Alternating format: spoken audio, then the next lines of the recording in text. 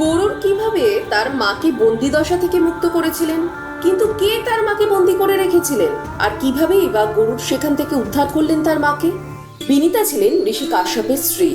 একদিন ভোরে ঋষি কাশ্যপ বসেছেন ধ্যানে। সেই সময় তার স্ত্রী বিনিতা একটি কলসি ও কাপড় নিয়ে বেরিয়ে আসেন ঘর থেকে। তিনি যাচ্ছেন স্নান সেরে আসতে একটি নদীতে। বিনিতা জঙ্গলের পথ অতিক্রম করে নদীর কাছে এসে পৌঁছন। তিনি নদীতে স্নান সেরে জঙ্গল থেকে কয়েকটি ফুল তুলে সেই ফুলগুলো দিয়ে অলংকার তৈরি করেন। একটি হার, 2 জোড়া কঙ্কন, 2 জোড়া নূপুর। এই অলংকারগুলো পরে তাকে অপরূপ সুন্দর দেখাচ্ছে। তার রূপের দ্বারা আকর্ষিত হয়ে পাখি প্রজাপতিরা এসে ভিড় করছে তার সামনে। তারপরে তিনি তার আশ্রমে ফিরে যান। ততক্ষণে ঋষির ধ্যান করা শেষ হয়ে গেছে। তিনি তার স্ত্রীর সৌন্দর্য দেখে মুগ্ধ হয়ে তার স্ত্রীর সামনে গেলেন। তিনি বললেন, বিনিতা, কি অপরূপ সুন্দর লাগছে তোমায় আজ। এই অলংকার যেন শুধুমাত্র তোমার শরীরেই শোভা পায়। নিজেকে দেখেছো একবার? তুমিও নিজের থেকে চোখ সরাতে পারবে না। বিনিতা তার স্বামীর কথা শুনে লজ্জা পেয়ে গেলেন। তিনি হেসে বললেন, আপনি স্নান সেরে আসুন, পুজো সেরে ফলাহার তৈরি করছি। এই কথাটি বলে বিনিতা চলে যান নিজের ঘরে। তার ঘরে একটি ছোট্ট আয়না ছিল, যা দিয়ে কেবল মুখ ছাড়া আর কিছুই দেখা যায় না। হঠাৎ বিনিতার মনে পড়লো তার স্বামীর কথা। আজ তাকে এতটাই সুন্দর দেখাচ্ছে যে তার নিজের সম্পূর্ণ শরীর তার দেখতে ইচ্ছে করলো। তার মনে পড়লো সূর্যদেব অনেকদিন আগে তাকে একটি অতি সুন্দর বিশাল আকারের একটি আয়না উপহার স্বরূপ দিয়েছিলেন। আর এই আয়না এর আগে কখনো বিনিতা খুলেই দেখেননি। প্রথম দিন থেকেই সেই আয়না তিনি কাপড় দিয়ে মুড়ে রেখে দিয়েছেন। আজ সেই আয়নায় তার নিজেকে একবার দেখতে ইচ্ছে করলো। তিনি সেই আয়নাটি বের করে দেওয়ালে হেলান দিয়ে রাখলেন। তারপরে কাপড় সরাতেই তার সম্পূর্ণ প্রতিচ্ছবি ফুটে উঠল আয়নায়। তিনি তাকালেন আয়নার দিকে। নিজেকে দেখে তিনি অবাক হয়ে গেলেন। বিনিতা প্রচন্ড জোরে চিৎকার করে উঠলেন, না! আয়নায় তার প্রতিচ্ছবিতে দেখা যাচ্ছে বিনিতার গলায়, হাতে, পায়ে ফুলের অলংকার তো নেই, বরং মোটা মোটা লোহার শিকল পরানো। তার চোখের চারপাশ কালো হয়ে রয়েছে, চুলগুলো ঠিক যেন পাগলের মতো এলোমেলো। বিনিতা সাথে সাথে কাপড়টি দিয়ে আয়না ঢেকে দেন। তার চিৎকার শুনে ঋষি কাশ্যপ ছুটে আসলেন তার ঘরে। তিনি বিনিতাকে জিজ্ঞেস করলেন, কি হয়েছে বিনিতা? বিনিতা তার সামনে গিয়ে কাঁদতে কাঁদতে বললেন, ওই আয়না, আমাকে কেউ বন্দি করে রেখেছে। এ হতে পারে না। ঋষি কাশ্যপ কিছুই বুঝতে পারলেন না। বিনিতা বললেন, এই আয়নার সামনে দাঁড়াতেই আমি দেখলাম আমায় কেউ বন্দি করে রেখেছে। ঋষি কাশ্যপ তার স্ত্রীকে জড়িয়ে ধরে বললেন, আমি থাকতে তোমায় কেন বন্দি করবে বিনিতা কেউ? এ তোমার মনের ভুল। এসো আবার আয়নাটি খুলে দেখি। বিনিতা কাঁদতে কাঁদতে বললেন, না না, আর না, এ কোনো সাধারণ আয়না নয়, এ ঠিক কোনো মায়াজাল। ভেঙে ফেলবো এই আয়না আমি। ঋষি কাশ্যপ বললেন, ঠিক আছে, তুমি যদি চাও তাই হবে। বিনিতা একটি বড় পাথর নিয়ে এলেন বাইরে থেকে। তিনি সেই পাথরটি দিয়ে আয়নাটি ভাঙার চেষ্টা করলেন, কিন্তু শত চেষ্টা করেও ভাঙা গেল না সেই আয়না। অবশেষে ঋষি কাশ্যপ কাপড় দিয়ে মুড়ে সেই আয়নাটি রেখে এলেন জঙ্গলের ভেতরে। তারপরে ভয়ে ভয়ে কাটতে থাকে বিনিতার দিন।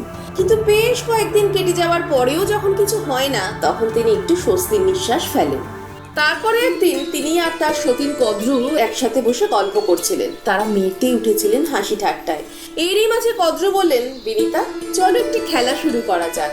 বিনিতা বললেন, তা মন্দ হয় না। কদ্রু বললেন, এটি শুধু খেলা নয়, তার সাথে একটি বাজিও ধরবো। বিনিতা হেসে বললেন, আবার বাজি কেন? কদ্রু বললেন, আরে খেলাই তো। বিনিতা রাজি হলেন। কদ্রু বললেন, যদি আমি হেরে যাই তাহলে তুমি যা বলবে আমি তাই শুনবো, আর যদি তুমি হেরে যাও তাহলে আমি যা বলবো তোমায় ঠিক তাই করতে হবে। এটি আমাদের স্বামীর দিব্যি দিয়ে বলছি। বিনিতা বললেন, এর মাঝে ওনাকে টেনে আনছো কেন?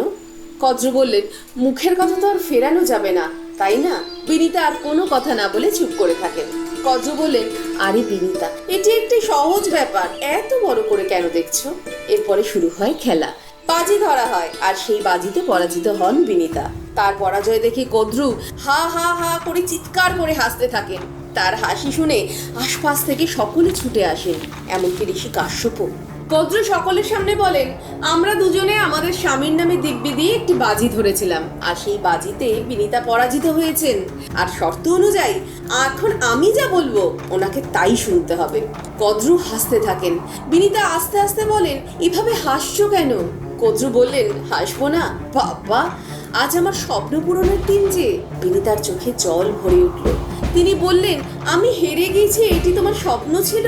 কদ্রু বললেন, না, একেবারেই নয়, তোমায় বন্দি করা। তোমার পুত্র আমারও নাগেদের দাসত্ব করবে, এইসব ছিল আমার স্বপ্ন। বিনিতা কোনো কথা বললেন না, তার চোখ দিয়ে জল গড়িয়ে পড়ছে। ঋষি কাশ্যপ এসে দাঁড়ালেন বিনিতার পাশে। তিনি বললেন, আমি থাকতে ওনার কেউ কোনো ক্ষতি করতে পারবে না। কদ্রু বললেন, তাহলে যে আপনার ক্ষতি হবে? কি বিনিতা, ওনার নামে যে দিব্যি দেওয়া ছিল, এখন তুমি যদি আমার কথা না শোনো তাহলে হে ভগবান, আমরা যে বিধবা হয়ে যেতে পারি। বিনিতা চিৎকার করে বললেন, না, তুমি যা বলবে আমি তাই শুনবো। শ্রী কাশ্যপ বললেন, না, এসব ছলনা, কিচ্ছু হবে না আমার। তুমি কোথাও যাবে না, আমার কথা শোনো। বিনিতার চোখ দিয়ে জল গড়িয়ে পড়ছে। তিনি বললেন, আমার দিব্যি, আপনি আমায় আটকাবেন না। এরপরে কয়েকজন এসে মোটা মোটা লোহার শেকল পরিয়ে বিনিতাকে বন্দি করে নিয়ে যান। কদ্রুর হাসি যেন আর ধরছে না। তিনি বললেন, তোমার পুত্র গরুর এখন থেকে আমাদের দাসত্ব করবে, আর সমুদ্র মন্থন থেকে উদ্ধার করা অমৃত যদি সে নাগেদের এনে দিতে পারে তবেই এই বন্দি দশা থেকে তোমার মুক্তি করবে, তার আগে নয়। এরপরে বিনিতাকে নিয়ে যাওয়া হয় একটি অন্ধকার ঘরে। দিনের পর দিন সেখানে অসহায়ের মতো কষ্ট করে, যন্ত্রণা সহ্য করে বিনিতার দিন কাটতে থাকে। এদিকে মায়ের এত কষ্ট আর সহ্য করতে পারে না গরুর। তিনি মনস্থির করেন যে যতই কঠিন হোক না কেন তিনি অমৃত নিয়ে আসবেন নাগীদের জন্য। এরপরে গরুর অনেক কষ্ট করে নানাবিধ বিপদের সম্মুখীন হয়ে অমৃত জোগাড় করলেন। তারপরে তিনি সেই অমৃত নিয়ে আসবেন নাগীদের কাছে। যাক, তাহলে একটি কাজ এতদিনে ঠিকঠাক করেছে। গরুর কোনো কথা না বলে অমৃতের পাত্র হাতে নিয়ে দাঁড়িয়ে রয়েছেন। কদ্রু তার হাত থেকে ছিনিয়ে নেওয়ার চেষ্টা করেন সেই অমৃতের পাত্র, কিন্তু গরুর দেন না। তিনি শক্ত করে চেপে ধরে থাকেন সেই পাত্র। কদ্রু বলেন, এটা কি নিজের কাছে রাখার ইচ্ছে? গরুর বলেন, না, একেবারেই নয়। শর্ত অনুযায়ী আমি অমৃত নিয়ে আসার সাথে সাথেই মাকে মুক্ত করে দেওয়ার কথা ছিল। কদ্রু চিৎকার করে বললেন, কে কোথায় আছিস? যা, চাকরানিকে বন্ধ ঘর থেকে নিয়ে আয়। তারপরে দুজন লোক বিনিতাকে ধরে নিয়ে আসেন গরুরের সামনে। বিনিতার চেহারা ঠিক সেই আয়নায় দেখা ভয়ানক প্রতিচ্ছবির মতো দেখাচ্ছে। গরু তার মায়ের কাছে যান। মাকে দেখে তার দুই চোখ দিয়ে জল গড়িয়ে পড়ে। বিনিতার শরীর থেকে শেকল খুলে দেওয়া হয়। আর এদিকে কদ্রু সাথে সাথে গরুরের হাত থেকে অমৃতের পাত্র কেড়ে নিয়ে নাগেদের পাঠিয়ে দেন। গরুর জড়িয়ে ধরেন তার মাকে। তারপরে বিনিতা ও গরুর ফিরে আসেন ঋষি কাশ্যপের আশ্রমে। কিন্তু ফিরে আসার আগে গরুর নাগেদের উদ্দেশ্যে বলে আসেন যে এই অমৃত তখনই কাজে দেবে যখন তারা সম্পূর্ণ শুদ্ধ হয়ে এটি স্পর্শ করবে। ঋষি কাশ্যপের আশ্রম। এতদিন পর নিজের স্ত্রীকে দেখে ঋষি কাশ্যপ জড়িয়ে ধরেন তাকে। গরুরকে জিজ্ঞেস করেন ঋষি কাশ্যপ, কিছুই করা গেল না তাই না? অমৃত নাগেদের হাতেই চলে গেল। গরুর হেসে বললেন, না পিতা, দেবতারা থাকতে এই যে অসম্ভব। ঋষি কাশ্যপ ও বিনিতা অবাক হয়ে গেলেন গরুরের কথা শুনে। গরুর বললেন, আমি যখন অমৃত নিয়ে আসছিলাম তখন দেবরাজ ইন্দ্র আমায় একটি পরিকল্পনার কথা বললেন। সেই পরিকল্পনা অনুযায়ী আমি নাগেদের অমৃত দেব আর তারা আমার মাকে মুক্ত করবে। আর আমি তাদের বলবো যে এই অমৃত তারা শুদ্ধ হয়ে স্পর্শ করলে তবেই এটি কাজে দেবে। আর তারপরে আমরা ফিরে আসব। অমৃতের পাত্র রেখে নাগের যাবেন শুদ্ধ হতে। আর এর ফাঁকে দেবরাজ ইন্দ্র সেই অমৃত ফিরিয়ে নেবেন।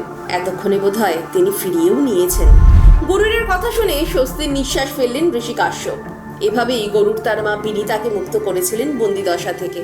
আর এই চমৎকার পরিকল্পনার দ্বারা দেবরাজ ইন্দ্র অমৃত আবার ফিরিয়ে নিয়েছিলেন নাগেদের থেকে।